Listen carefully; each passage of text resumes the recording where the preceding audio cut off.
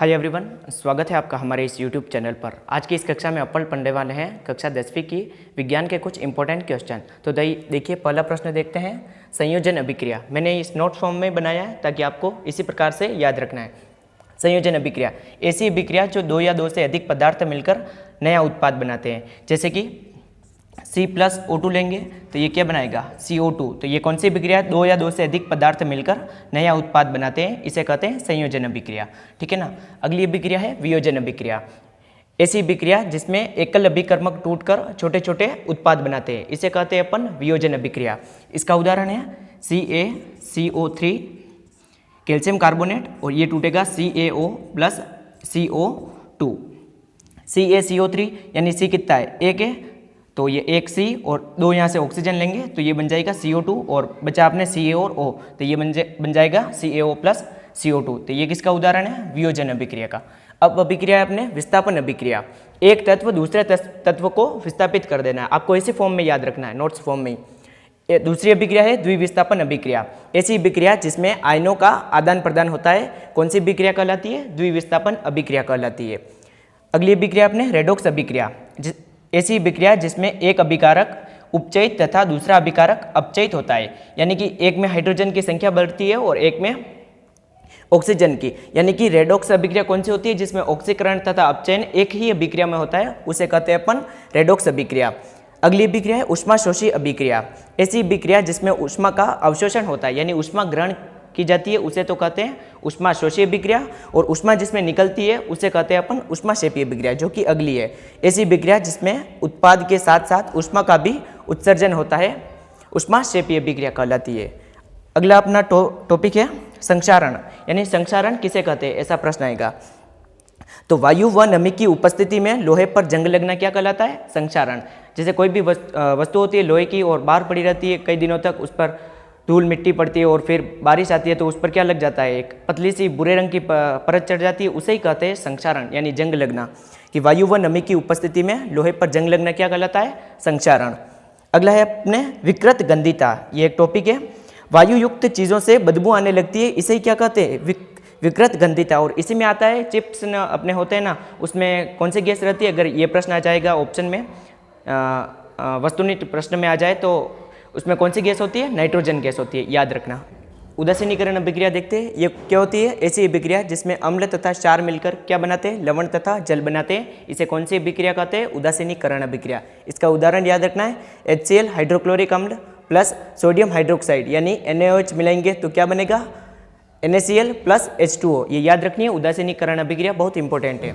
अगला है आपके पीएच स्केल। पीएच स्केल क्या होता है, ऐसा स्केल जो हाइड्रोजन आयन की सांद्रता ज्ञात करने के लिए उपयोग किया जाता है, उसे कौन सा स्केल कहते हैं, पीएच स्केल कहते हैं। और इसमें P एक पुषांश का सूचक होता है। एग्जाम में आ सकता है कि P किसका सूचक है और इसका अर्थ क्या है। तो P पुषांश का सूचक है और इसका अर्थ है, P का अर्थ क्या है, शक्ति यानी कि पावर। अगला है पीएच स्केल कहाँ से कहाँ तक होता है। पीएच स्केल का मान कहाँ से कहाँ तक होता है, 0 से 14 तक होता है। 0 से 7 तक तो ये होता है अम्लीय, और 7 से 14 तक होता है क्षारीय, और 7 पर क्या होता है, उदासीन होता है। और एक ऐसा प्रश्न आ सकता है कि अम्ल एवं क्षार में अंतर बताइए, तो क्या होता है, अम्ल क्या होते हैं, स्वाद में खट्टे होते हैं, और क्षार क्या होते हैं, स्वाद में कड़वे होते हैं। और अम्ल क्या करते हैं, नीले लिटमस पत्र को लाल कर देते हैं। इसके लिए एक ट्रिक है, अनिल। अ से अम्ल, नी से नीला और ल से लाल, यानी अम्ल क्या करता है, नीले से लाल करता है, और इसी का उल्टा क्षार हो जाएगा। आप इसमें कंफ्यूज मत होना, इसी को याद रख लेना, और इसका उल्टा अगर क्षार का पूछे तो कर लेना। दूसरा है हमारे शरीर का पीएच कहाँ से कहाँ तक होता है। ऑब्जेक्टिव प्रश्न में आ सकता है, तो पीएच कहाँ से कहाँ तक होता है, 7 से लगाकर 7.8 तक होता है। अम्लीय वर्षा क्या होती है, वर्षा के जल की पीएच 5.6 से कम हो जाती है, तो कौन सी वर्षा कहलाती है, अम्लीय वर्षा कहलाती है। और अपने मुंह के पीएच का मान 5.5 से कम होने पर दांतों का क्षय आरंभ हो जाता है। ऐसा प्रश्न आ सकता है, तो क्या लिखोगे, मुंह के पीएच का मान 5.5 से कम होने पर दांतों का क्षय स्टार्ट हो जाता है। ठीक है ना। अभी आपके इसमें ऐसा प्रश्न आ सकता है कि इनमें से कौन सा अम्ल पाया जाता है, या फिर मिलान वाला प्रश्न आ सकता है। तो ये देखिए, सिरका में कौन सा अम्ल होता है, एसिटिक अम्ल, याद रखना है। संतरे और नींबू में कौन सा अम्ल होता है, सिट्रिक अम्ल। इमली में टार्टरिक अम्ल होता है। टमाटर में ऑक्जेलिक अम्ल। चिट्टी का डंक या नेटल का डंक में कौन सा अम्ल होता है, मेथेनोइक अम्ल होता है।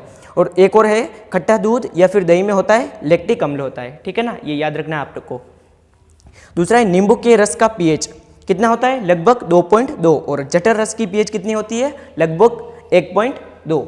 ये दोनों में कंफ्यूज मत होना, नींबू के रस का पीएच कितना होता है, 2.2 होता है, और जठर रस का पीएच कितना होता है, लगभग 1.2। अगला आपके टॉपिक है दो संश्लेषित सूचक। अगर एग्जाम में आ जाए कि दो संश्लेषित सूचक के उदाहरण दीजिए तो आपको बताना है, पहला है मेथिल ऑरेंज और दूसरा है फिनोफ्थैलीन। अब आपके ये सबसे इंपॉर्टेंट है मिल्क ऑफ मैग्नीशिया, इसका एक और नाम होता है मैग्नीशियम हाइड्रोक्साइड। ये क्या है, ये एक दुर्बल क्षारक होता है और इसका उपयोग पूछा जा सकता है।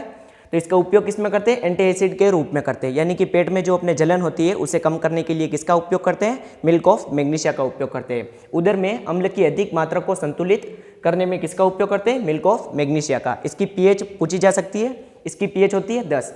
देखिए अब इसके आपको उदाहरण पूछे जा सकते हैं, दुर्बल अम्ल, प्रबल अम्ल और प्रबल क्षार और दुर्बल क्षार के। तो दुर्बल अम्ल के कौन से उदाहरण है, एक तो है CH3COOH यानी CH3COOH ऑक्जेलिक अम्ल, दूसरा है HCN हाइड्रोजन साइनाइड।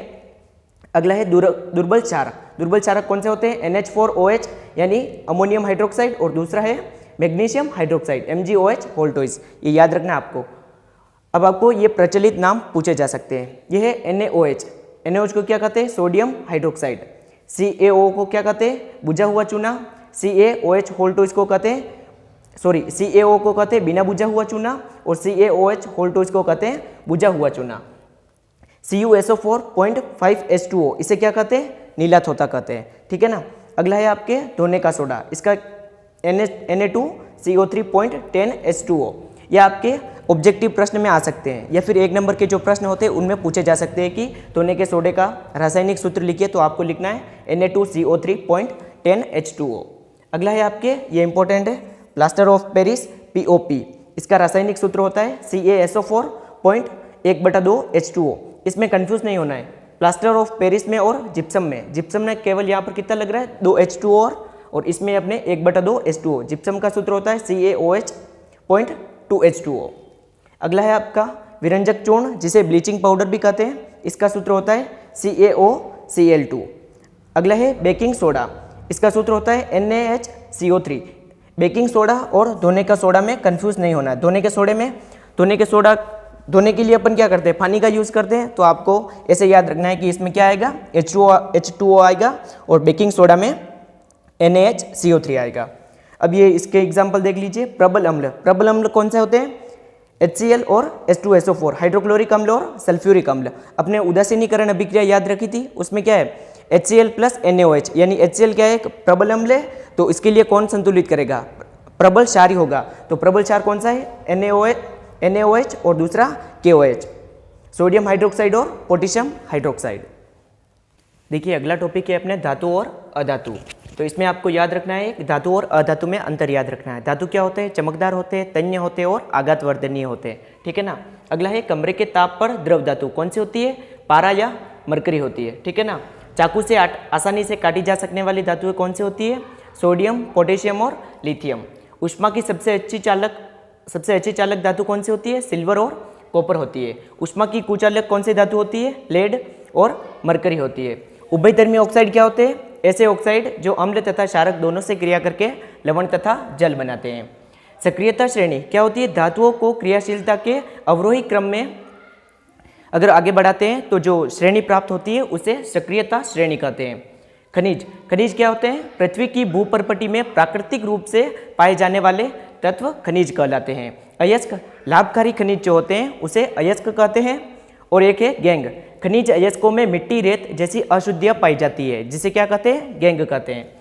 अगला है बर्जन, सल्फाइड अयस्क का वायु की उपस्थिति में अधिक ताप पर गर्म करने पर उसका ऑक्साइड में बदलना क्या कहलाता है, बर्जन, यानी सल्फाइड अयस्क का ऑक्साइड में बदलना बर्जन कहलाता है। और निस्तापन क्या होता है, कार्बोनेट अयस्क का ऑक्साइड में बदलना निस्तापन कहलाता है। अगला है जंग, लंबे समय तक आर्द्र वायु में रहने पर लोहे पर भूरे रंग की परत चढ़ जाती है, जिसे क्या कहते हैं, गैंग कहते हैं। अगला है पीतल, पीतल क्या है, एक मिश्र धातु है। दो या दो से अधिक धातुओं के समांगी मिश्रण को क्या कहते हैं, मिश्र धातु कहते हैं। और पीतल एक मिश्र धातु है। किन किन धातुओं से बनी होती है ये, कॉपर एवं जिंक से। कांसा एक मिश्र धातु है, ये कॉपर और टीन से बनी होती है। और सोल्डर एक मिश्र धातु है जो सीसा और टीन से बनी होती है। और कांसा क्या होती है, विद्युत की कुचालक होती है। और सोल्डर का उपयोग किस में किया जाता है, वेल्डिंग करने में किया जाता है। ठीक है ना। अगला अपना है एक्वारेजिया। सांद्र हाइड्रोक्लोरिक अम्ल और सांद्र नाइट्रिक अम्ल को 3:1 में मिलाएंगे तो क्या बनेगा, एक्वारेजिया। और एक्वारेजिया में सोने और प्लेटिनम को गलाने की क्षमता होती है। तो ये आप आज हमने पार्ट 1 से लेकर 3 तक का रिवीजन कर लिया है। ये सारे मोस्ट इंपॉर्टेंट प्रश्न ही है, आपको ये फैक्चुअल याद रखने हैं और इन्हीं में से आपके प्रश्न बनने की संभावना है। तो आज के लिए इतना ही रखते हैं, तब तक के लिए धन्यवाद।